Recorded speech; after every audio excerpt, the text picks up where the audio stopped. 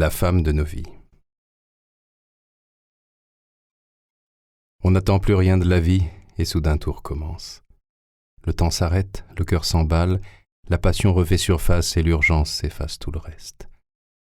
Il a suffi d'une alerte sur mon ordinateur pour que, dès le lendemain, je me retrouve à 6000 kilomètres de chez moi, l'année de mes 14 ans. L'année où je suis mort, l'année où je suis né. Peu de choses ont changé à Hadamar. C'est resté une charmante bourgade du bassin de Limbourg, entourée de forêts, avec un centre-ville à colombage et un jardin public réputé pour ses roses. L'hôpital psychiatrique est toujours en activité.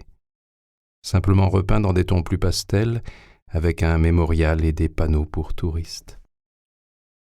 La nouvelle salle de douche, comme on nous disait à l'époque, est devenue un musée. C'est la première fois que je remets les pieds en Allemagne. Retrouver ici, à l'endroit même de notre rencontre, la femme que j'ai cherchée en vain toute ma vie, comment serait-ce le fruit d'une coïncidence? Ironie subsidiaire, la chambre 313 est à l'étage où se trouvait jadis mon dortoir. Je demeure figé sur le seuil, appuyé d'une épaule au chambranle. Telle qu'elle était 70 ans plus tôt, mais vêtue à la mode d'aujourd'hui, Ilsa Schaffner se tient de 3/4 dos, penchée au-dessus du lit médicalisé. Le même âge, la même blondeur, la même nuque si fine contrastant avec les épaules carrées, la même crispation au coin des lèvres. Seul un chignon a remplacé la coupe à la garçonne, et un tailleur gris moule sa silhouette en lieu et place de l'uniforme. Immobile au-dessus de la vieille dame endormie, elle est comme son fantôme avant terme, son duplicata d'autrefois. Sa doublure jeunesse, comme les gens de cinéma disent, une doublure lumière. À ce niveau de ressemblance, le doute n'est pas permis. La femme à qui je dois tout a eu, elle, une descendance. L'unique rêve de ma vie qui ne soit pas devenu réalité.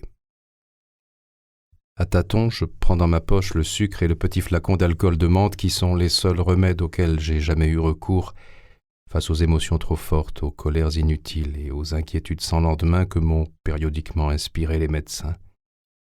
J'en ai vu mourir une douzaine, encore ne les avais-je fréquentés que sur les pistes de ski, les cours de tennis ou les circuits de stock-car. « Toi et ta santé insolente », me reprochait Kate avec toute sa tendresse lucide. « Tu nous enterreras tous. » Elle avait raison, malheureusement pour elle. Chez moi, tout a toujours été insolent. Ma forme physique, ma chance, ma joie de vivre et mon appétit sexuel, même si les effets combinés du veuvage, de la retraite et du politiquement correct en vigueur dans le New Jersey incitent de plus en plus à lâcher prise. Je n'y peux rien. Depuis le 13 janvier 1941, j'ai charge d'âme et je vis double. À défaut d'être le premier, j'ai toujours eu à cœur d'être le meilleur, peu importe si ça ne s'est jamais su. Ayant œuvré dans l'ombre de 5 génies successifs, j'ai facilité leur vie, alimenté leurs travaux et leur gloire du mieux que j'ai pu, et ce rôle d'éternel second est si conforme à ma nature profonde qu'il a fait de moi, en dépit des injustices, l'homme le plus heureux que j'ai connu. Et le choc que je viens de recevoir, sur le seuil de cette chambre d'hôpital, est un ultime cadeau du sort. Sans doute ma dernière occasion de rendre à la vie ce que je lui dois.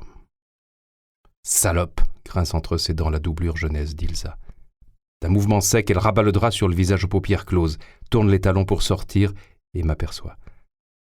Sans diminuer le sourire avec lequel je la regardais à son insu, je lui dis « Bonjour, madame », dans la langue de son injure. Elle s'arrête et me toise. Mon visage, le bouquet de roses jaunes que j'ai laissé tomber en la découvrant, à nouveau mon visage. Sous ce regard inquisiteur qui me bouleverse, je bénis ma passion pour le vin qui m'a incité à apprendre le français, idiome assez facultatif dans mon domaine scientifique, mais indispensable aux œnologues. Le concours du meilleur sommelier du monde est la dernière scène internationale où le français demeure langue officielle, et c'est le milieu où je compte aujourd'hui le plus d'amis. « Mademoiselle », corrige-t-elle d'un ton sec, « vous êtes… » Professeur David Rosfeld, dis-je en me refroidissant poliment pour respecter la distance qu'elle a d'emblée mise entre nous. D'un coup d'index par-dessus l'épaule, elle désigne le lit. Je suis sa petite fille, j'exige qu'on la débranche. Et elle quitte la chambre. Je la retiens d'une main ferme. Elle se dégage en se méprenant sur ma réaction. Quoi? Vous avez les moyens de la sortir du coma? Non. Elle a au moins 100 ans, et si jamais elle se réveillait, on l'accuserait de coups et blessures. Je ne vois pas ce que ma requête a d'inhumain. De toute manière, je suis sa seule famille, je descends remplir les documents. Elle s'éloigne dans le couloir.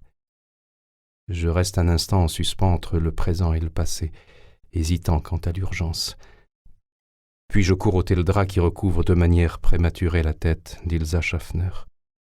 Retenant mon souffle dans le bruit du respirateur, je me force à regarder en face, son visage décharné, méconnaissable, étranger. Je ne ressens pas l'émotion que j'attendais. Ou plutôt, la source d'émotion s'est déplacée.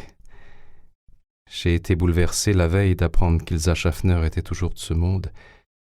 Je le suis plus encore en découvrant que sa beauté s'est, pour ainsi dire, réincarnée de son vivant, à l'âge où je l'ai connue. Sans savoir si elle peut ou non percevoir ma voix, je me penche à son oreille. « Ich bin David Rosfeld, dein David. Ich bin da » murmurai-je, la gorge nouée par les inflexions de la langue maternelle que je n'ai quasiment plus employée depuis mes 15 ans. Je rajuste dans ses narines la canule de l'oxygène décentrée par le geste brutal de sa petite fille. Mon regard va de ses bras si maigres troués de perfusion aux quelques cheveux blancs plaqués sur son crâne. La vieillesse n'est pas un naufrage, c'est un lent travail de rouille en cale sèche. Jamais je ne finirai comme ça. Dès que je ne me sentirai plus en état de naviguer, je me saborderai. Mais ce que je désire pour moi, comment accepter qu'on l'impose à la personne à qui je dois la vie, au moment même où le destin nous remet en présence? Je bondis dans le couloir. 3 étages plus bas, le souffle à peine raccourci grâce à mes joggings quotidiens, j'arrive en même temps que l'ascenseur et j'ouvre la porte en souriant avec ce qui me reste de charme. Je suis désolé, mademoiselle, mais elle m'interrompt, visiblement contrariée par l'insoumission que suggère une descente d'escalier si rapide. Il n'y a pas de mais. Je m'oppose à tout acharnement thérapeutique, c'est clair? Je suis désolé, mais je suis professeur de physique, pas de médecine. Elle me dévisage, les doigts serrés sur l'attaché-caisse que, spontanément, elle a placé entre nous comme un rempart, le rempart de son métier, j'imagine. Agent de change, contrôleuse d'impôts, juge d'instruction, syndic de faillite. Je m'attends au pire, avec le caractère qu'on peut déduire de ces quelques répliques. Si vous n'êtes pas médecin, qu'est-ce que vous faisiez dans sa chambre? Les questions me prennent au dépourvu, et le bleu turquoise de ses yeux me chavire. Ce regard identique à celui de la première femme que j'ai aimée. Ce regard d'une inconnue qui ne sait rien de moi. Ce regard qui me replonge dans le drame et le défi, qui me renvoie aux heures les plus noires et les plus exaltantes de ma vie. Tout ce que j'ai à lui confier s'accorde mal avec la précarité d'un face-à-face à la sortie d'un ascenseur. Je finis par céder la place à la famille impatiente qui, dans mon dos, me bombarde de « Verzeihung, bitte ». La jeune femme me contourne et fonce vers le comptoir d'accueil. Je me maintiens à sa hauteur pour tenter de renouer le dialogue. En fait, j'ai bien connu Ilsa Schaffner. Sans marquer la moindre surprise ni un semblant d'intérêt, elle me jette « Moi non, je n'ai rien à faire avec ces sbires !» Évitant de relever le mot, je précise que c'est la femme la plus extraordinaire que j'ai rencontrée. Elle répond « Nous ne parlons pas de la même personne ». Je ralentis, m'arrête. Apparemment, elle ne connaît de son aïeul que les calomnies proférées lors du procès de Nuremberg. Son nom, figurant sur la liste des accusés entre Sauckel et Speer, avait disparu comme tant d'autres au fil de l'instruction. Suicide, exécution discrète en prison pour protéger des secrets, rachat de scientifiques nazis par les Alliés. Comme elle n'avait pas comparu au tribunal, 2 proches d'Hitler avaient tenté d'alléger leurs crimes en dressant d'elle le portrait monstrueux qu'a retenu l'histoire. L'alerte info Ilsa Schaffner, installée depuis 7 ans sur mon ordinateur, ne m'avait jamais renvoyé que sur son passé d'avant 1945, jusqu'à jeudi matin. Un entrefilet dans le Limburger Zeitung. Adamar, drame de la solitude. Une centenaire qui vivait recluse dans son appartement, Madame Ilsa Schaffner, blesse sa voisine du rez-de-chaussée en jetant son téléviseur par la fenêtre. Tombée dans le coma après cette crise de démence, elle a été admise à l'hôpital psychiatrique de la ville.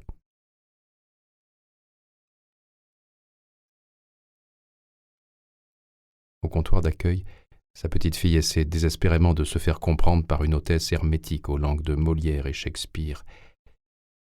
Je la laisse se dépatouiller quelques secondes encore, puis je la rejoins pour lui offrir mes services de traducteur. Elle me gratifie d'un regard où la méfiance le dispute au soulagement. « Dites à cette gourdasse que je suis l'unique parente de la 313, que je ne paierai aucun frais de survie artificielle et que j'attaquerai l'hôpital en cas d'acharnement thérapeutique. Je m'appelle Marianne Lebray, je suis avocate au barreau de Morlaix. » Je m'accoude au comptoir, donne ma carte American Express à l'hôtesse et, mobilisant mes souvenirs d'allemand, je la remercie de me facturer tous les frais de séjour et les suppléments que ne prendrait pas en charge l'assurance de Madame Ilsa Schaffner, grand-mère de Mademoiselle Lebray. « Vous n'avez pas traduit Morlaix ?» observe l'intéressé d'un ton suspicieux. « Je ne pense pas que ce soit votre argument le plus marquant. Et pourquoi vous donnez votre Amex ? Si je suis en vie, mademoiselle, c'est grâce à votre grand-mère. Elle m'a sauvé en 1941. » Marianne Lebray me regarde comme si j'avais dit quelque chose d'obscène. « Elle ? Ça m'étonnerait. David Roosevelt, vous m'avez dit, vous êtes juif, non ?» C'est lancé à la limite de l'agressivité. Je soutiens son regard et je réponds lentement. « Grâce à elle, oui. » Je la vois perdre pied. Sans transition, je lui demande si je peux lui offrir un verre. Elle hésite, rouvre la bouche. « Fräulein Lebray ?» On se retourne sur une petite femme à lunettes qui vient d'entrer en coup de vent dans le hall, un gros sac mou en bandoulière et un dossier sous le bras. Elle lui tend une main grassouillette.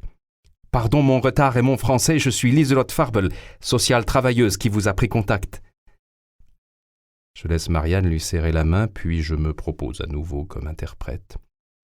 Ravie, l'assistante sociale pivote vers moi et me noie sous un flot de détails qui me serre le cœur. Elle connaissait bien Ilsa, elle avait contribué à son maintien à domicile. C'était une personne très calme, dit-elle, très douce, la préférée des auxiliaires de vie qui se relayaient pour lui faire les courses. Elle ne disait rien, mais elle avait une grande écoute et elle était souriante. Elle s'occupait elle-même de sa toilette et de son ménage, elle n'en démordait pas. Tout était impeccable dans l'appartement, même si elle ne recevait jamais personne.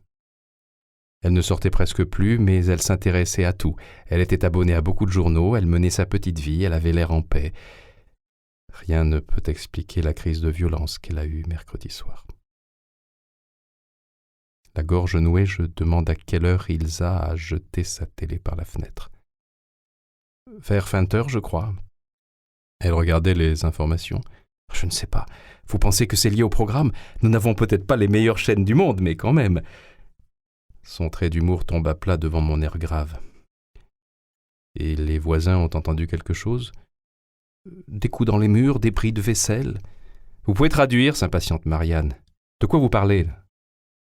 Je me fais violence pour répondre sur un ton neutre de sa vie.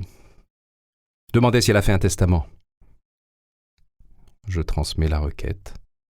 L'assistante sociale hoche vigoureusement la tête, ouvre son dossier, lui tend une enveloppe libellée dans leur deux langues. Pour ma petite fille Marianne Lebray, avocate à Morlaix, France. Au dos, l'écriture en dents de scie indique que l'original du présent testament est conservé à l'étude Kirchengart à Limbourg. Tandis que Marianne déchire nerveusement le rabat, je ressasse le nouvel élément qui vient de changer la donne. Mercredi soir, le journal télé. À moins d'une coïncidence encore plus improbable que le fait d'habiter la ville de notre rencontre, je viens de recevoir la preuve qu'Ilsa Schaffner ne m'avait pas oublié. Mais pourquoi, dans ces conditions, ne s'est-elle jamais manifestée ? J'ai toujours été joignable. Longtemps photographié dans la presse internationale aux rubriques sport, sciences, art de vivre et cinéma, facile à contacter par les annuaires d'université ou l'impresario de ma femme. Tant de raseurs croisés au temps de mes études à Princeton m'ont retrouvé sans le moindre effort. Pourquoi ne l'a-t-elle pas fait? Un signe d'elle et j'aurais tout plaqué. Ou presque. Ça dit quoi? S'informe sa petite fille en me tendant le testament. Je parcours les 5 lignes au-dessus de la signature et lui énumère les dispositions s'achevant par celles qui, hélas, lui donnent raison. Elle voulait que son appartement, elle indique les références de sa convention obsèques, elle confirme qu'elle a opté pour l'incinération sans service religieux, elle interdit qu'on prélève ses organes et, le cas échéant, elle vous informe qu'elle refuse l'acharnement thérapeutique. J'abaisse la feuille. Aucune réaction sur le visage de la légataire. « Et il n'y a rien pour vous ?» s'enquiert-elle sur un ton brusquement dénué d'animosité. Je secoue la tête. Il y a beaucoup pour moi, mais c'est entre les lignes. Je lui demande si elle l'a rencontré de son... Le mot vient malgré moi. De son vivant. Jamais. J'ai reçu une lettre il y a 5 ans à la mort de ma mère. Je l'ai renvoyée sans l'ouvrir dès que j'ai vu le nom de l'expéditrice. J'avale ma salive sans commentaire. L'assistante sociale lui remet le dossier avec un sourire ennuyé, nous souhaite bon courage et s'excuse d'être en retard à son prochain rendez-vous. On la regarde trottiner vers la porte coulissante. Les doigts de Marianne serrent contre son ventre le dossier marron « Schaffner Ilsa ». Le premier geste d'émotion que je lui vois. Le contre-coup de sa rage, un mélange de fausse délivrance et de détresse sans prise. Le poids des secrets de famille, des vies gâchées en silence. Le poids qui justifie tant de choses. Une clé s'échappe de la chemise cartonnée avec une adresse sur l'étiquette en plastique. Je la ramasse, la lui tends, elle la remet à sa place. « Et vous, monsieur Rosfeld, vous l'avez revu ?» Pas depuis 1942. Si je puis me permettre une question indiscrète, que savez-vous d'elle exactement? Elle plaque le dossier sur le comptoir devant elle, sort son smartphone, sélectionne d'un coup d'index la messagerie et me plante sous le nez la pièce à conviction qui a tant servi contre Ilsa. La photo qui la montre au Berghof en 1938, prenant le thé sur fond de montagne avec Hitler en culotte de peau, qui sourit entre sa maîtresse Eva Braun et ses 2 favoris, Göring et Speer. De là à faire d'elle l'éminence grise du Troisième Reich, il fallait tout le talent, la lâcheté et le culot de ce gros porc de Göring face au juge de Nuremberg pour tenter de se blanchir sur le dos d'une absente. Je sais tout ce qu'il y a à savoir, monsieur Rosfeld.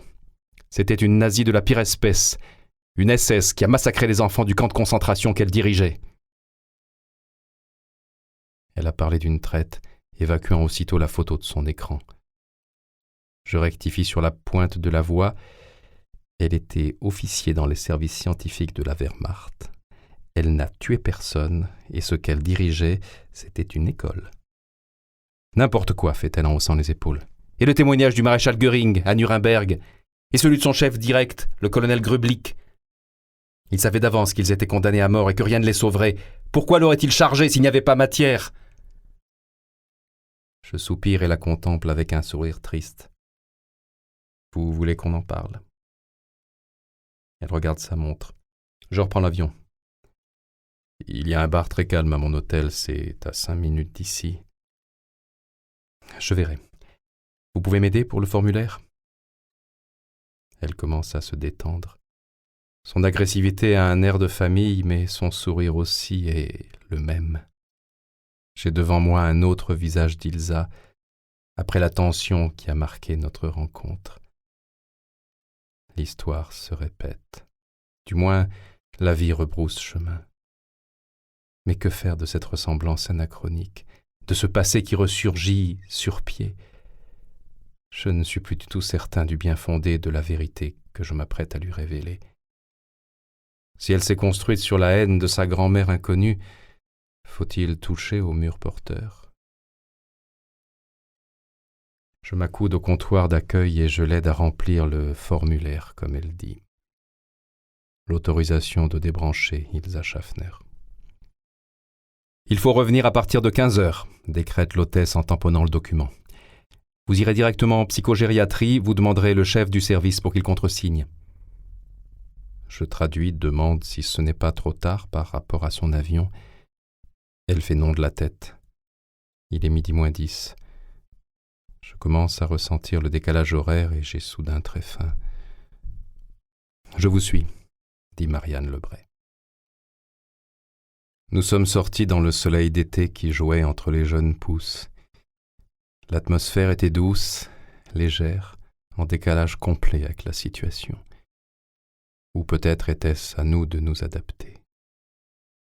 Je lui ai ouvert la portière de l'Audi TT que j'avais loué à l'aéroport de Francfort. Comme le 13 janvier 1941, j'allais quitter cet hôpital en décapotable avec une jolie blonde hostile, mais cette fois, c'est moi qui conduirai. Elle m'a demandé de recapoter. Je suis sujette au courant d'air. L'expression m'a fait sourire. C'est une tempête qui allait s'abattre sur elle si je me décidais à parler. J'ai refermé le toit de l'Audi et nous sommes partis à travers les ruelles typiques de ce petit coin de paradis qui avait servi d'enfer pendant la guerre. Durant les 5 minutes du trajet, elle m'a raconté sa vie. Ça ne demandait pas plus. Mère employée municipale dans la banlieue de Brest, emportée par un cancer après 2 ans de retraite, sans jamais avoir digéré d'être la fille d'une criminelle nazie qui l'avait mise au monde en prison. Père insignifiant, jamais là, technicien de forage sur des plateformes pétrolières. Diplômée en droit, célibataire sans enfant, militante de Greenpeace et Bretagne Écosystème, endettée à mort pour renflouer son petit cabinet spécialisé dans la lutte contre les algues vertes, elle poursuivait sans relâche les lobbies agricoles responsables de la pollution des plages. Elle perdait tous ses procès et son dernier espoir était de figurer sur la liste écologiste à la prochaine élection municipale, espoir qui était parti en fumée hier matin quand son aïeul avait ressurgi dans l'actualité. À peine assise dans un fauteuil-club au bar de l'hôtel Nassau, elle a de nouveau affiché sur son portable la photo prise avec Hitler. Cette fois, elle m'a montré le message anonyme qui accompagnait l'envoi. Marianne Lebray ou sa grand-mère nazie Ilsa Schaffner, algues vertes ou peste brune. Ça a été envoyé à France 3 Bretagne et au Télégramme de Brest. Qui voudrait de moi sur une liste maintenant, à part le Front National ? Elle a tapé sur la table, renversant la carte des consommations disposée sur un petit chevalet. « Jamais on n'en finira avec ce passé !» J'ai répondu doucement. C'est le passé qui n'en a pas fini avec nous. « Mais c'était pas mon histoire, merde !» J'ai poussé un long soupir. Je nous ai commandé 2 verres de vin blanc et j'ai commencé le récit qui allait détruire tous ses repères.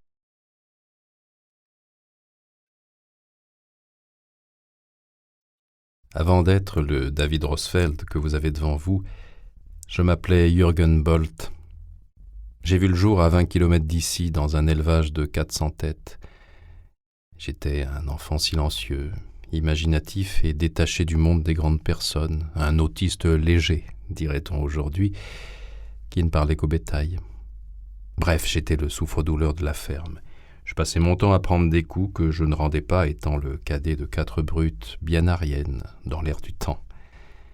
Les parents, qui me croyaient attardé parce que je ne disais rien, m'avaient retiré de l'école pour s'éviter la honte. J'avais juste eu le temps d'apprendre à lire et à compter, et d'entrevoir qu'il y avait à l'intérieur des livres d'autres horizons que le mien. L'instituteur était désolé. Il trouvait que j'avais une mémoire d'éléphant et que ma place n'était pas dans une ferme, mais on n'y pouvait rien. Au départ, je servais surtout à traire les vaches. Comme elles étaient toujours très calmes avec moi, j'ai été chargé, dès ma 12e année, de mener les veaux à l'abattoir. Je le faisais à la manière de ma sœur Trudy quand jadis elle m'accompagnait à l'école, en me racontant de belles histoires sur la nouvelle vie qui m'attendait. Trudy était morte l'hiver précédent d'un coup de corne en nettoyant les tables. Il me restait son monde de fées, de lutins et de lycées enchantés au cœur des grandes villes, où n'importe qui peut devenir docteur en baignant dans le savoir ambiant.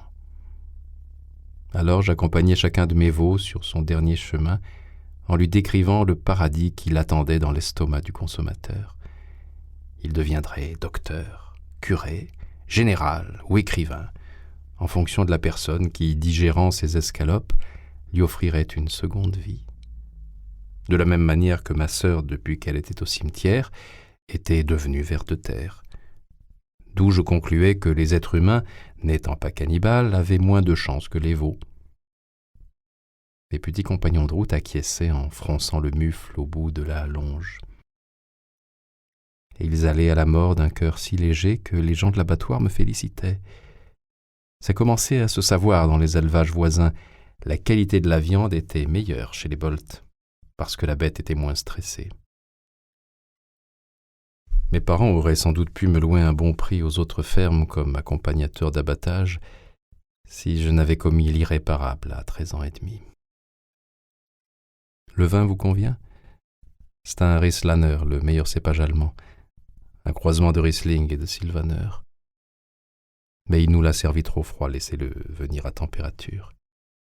Vous le faites simplement tourner dans votre verre, comme ça, en direction de la cheminée.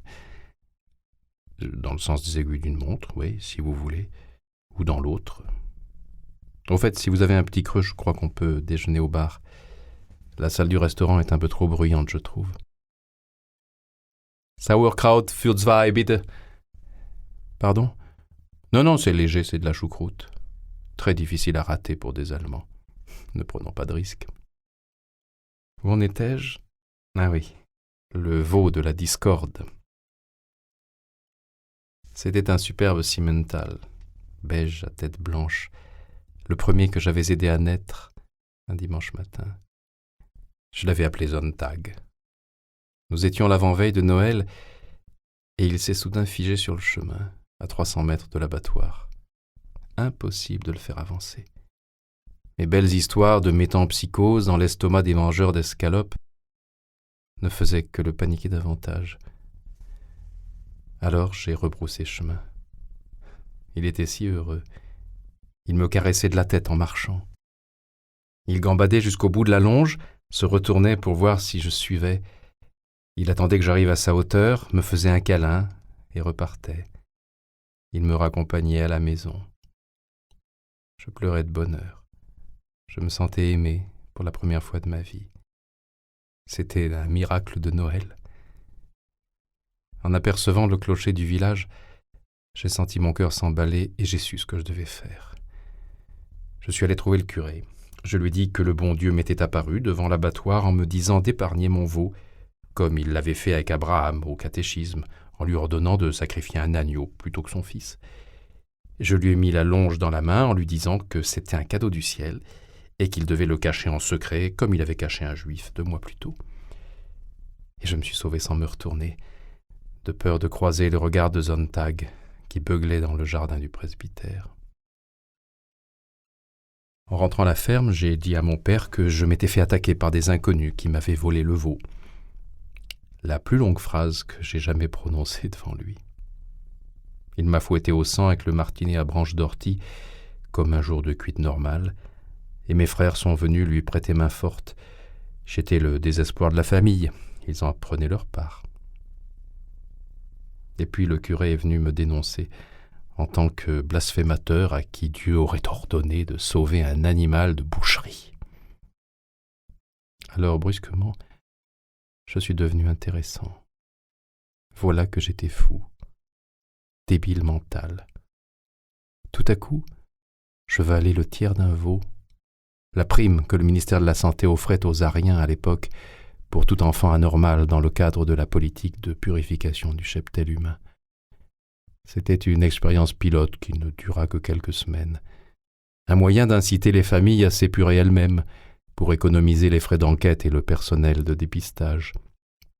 Mais ça n'eut pas l'effet escompté.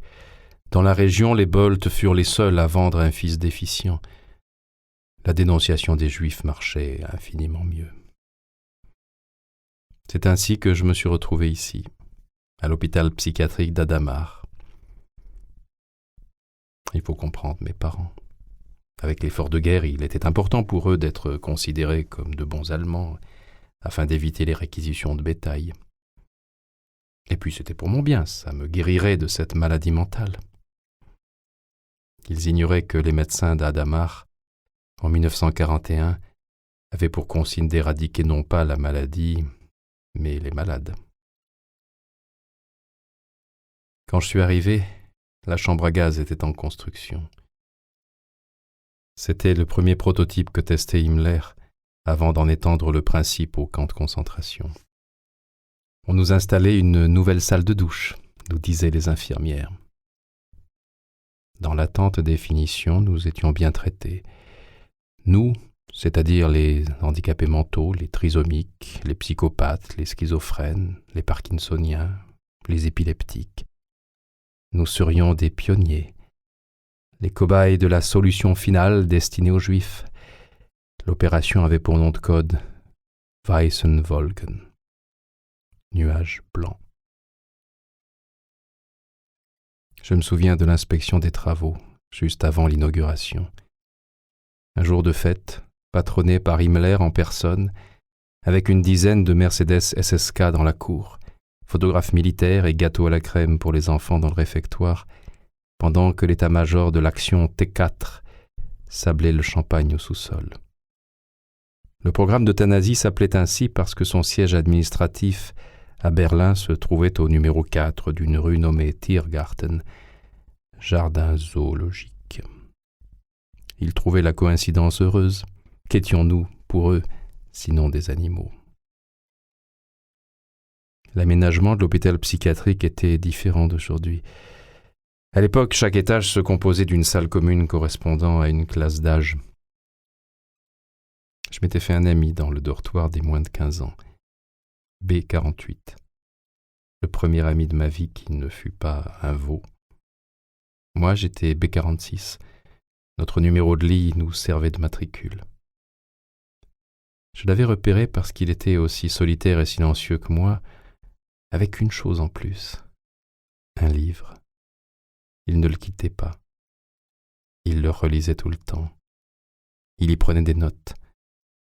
Le titre me faisait rêver. Le secret des atomes. J'imaginais une civilisation disparue, comme les Atlantes, les Amazones, les Nibelungen ou les Valkyries, dont ma sœur me racontait naguère les exploits fabuleux. B48 ne desserrait pas les dents, en dehors de ses crises d'épilepsie, mais c'est le premier humain avec qui j'avais envie de lier connaissance, pour lui demander de me prêter son livre. La nuit, à voix basse, je lui racontais mes veaux, ma sœur, mon école, le sauvetage de Sonntag, les rares choses de ma vie qui méritaient d'être dites, et il m'écoutait avec une attention extrême. Je n'oublierai jamais la première fois que j'ai entendu sa voix. Un murmure égal, précis, rapide. « Pourquoi tu as sauvé ce veau-là et pas un autre ?» J'y réfléchis. En fait, je ne m'étais jamais interrogé sur les raisons de mon acte. Pourquoi on respire? Pourquoi on éternue quand il fait froid? Mais il avait raison de me poser la question. En y repensant, j'ai découvert que je n'avais pas agi sur un coup de folie comme les gens croyaient. J'ai fini par dire « Je l'avais mis au monde, je ne pouvais pas le tuer. » Pourquoi? Là, je n'ai pas eu besoin de me creuser, la réponse a jailli toute seule. Il n'aurait pas compris. B48 s'est dressé sur un coude pour me scruter d'un air circonspect, à la lueur des veilleuses allumées en permanence pour éviter les hurlements de ceux qui avaient peur dans le noir. Et il m'a dit au bout de quelques instants « Tu n'es pas fou du tout. Tu as l'intelligence du cœur, c'est tout. » C'était la première fois qu'on me faisait un compliment. J'ai dit merci. Il a repris d'un air incrédule. « Ils n'ont pas pu confondre quand même. » Il semblait aussi consterné pour moi que pour les médecins qui m'avaient examiné lors de l'internement. Afin de sceller notre amitié, j'ai dit que je m'appelais Jürgen. Moi, c'est David. J'ai répondu que c'était un beau prénom. Il a nuancé par une petite moue en regardant l'étoile jaune qui lui servait de marque-page. Je lui ai demandé s'il allait encore à l'école. Il a secoué lentement la tête, il a dit « Je suis marchand de glace ». Ça me paraissait encore plus extraordinaire. Les glaces, j'avais découvert ça l'année précédente à la foire aux bestiaux de Fritzlar où mes frères m'avaient emmené en renfort pour la première fois. 3 boules de chocolat dans un cornet en carton que j'avais gardé en souvenir. Mais il a rectifié aussitôt avec raideur. J'étais marchand de glace, avec ma mère. C'était une grande physicienne, mais n'avait plus le droit. Les glaces encore, ça allait. Les clients ne savaient pas qu'elle était juive. On a toujours tout fait ensemble. Et il m'a tourné brusquement le dos pour dormir. Chaque nuit, on apprenait à se connaître. Moi surtout, parce qu'on avait vite fait le tour de ma vie. En dehors de ces moments de grâce, dès que cessait l'effet des somnifères que nous étions les seuls à recracher, tout n'était que violence autour de nous. Crise de démence, automutilation, querelle de territoire, alliance pour écraser les plus faibles. Camisole de force, douche froide, piqûres et cachets étaient les seules réponses du personnel soignant en attendant mieux. La plupart du temps, quand une bagarre se déclenchait dans un dortoir, les infirmiers se contentaient de fermer les portes, comme on isole un feu. Mon ami était l'un des plus malingres, et ses crises d'épilepsie décuplaient l'agressivité ambiante. Quand il se contorsionnait par terre, les yeux révulsés, les autres se jetaient sur lui et le rouaient de coups. Nous espérons que vous avez apprécié cet aperçu.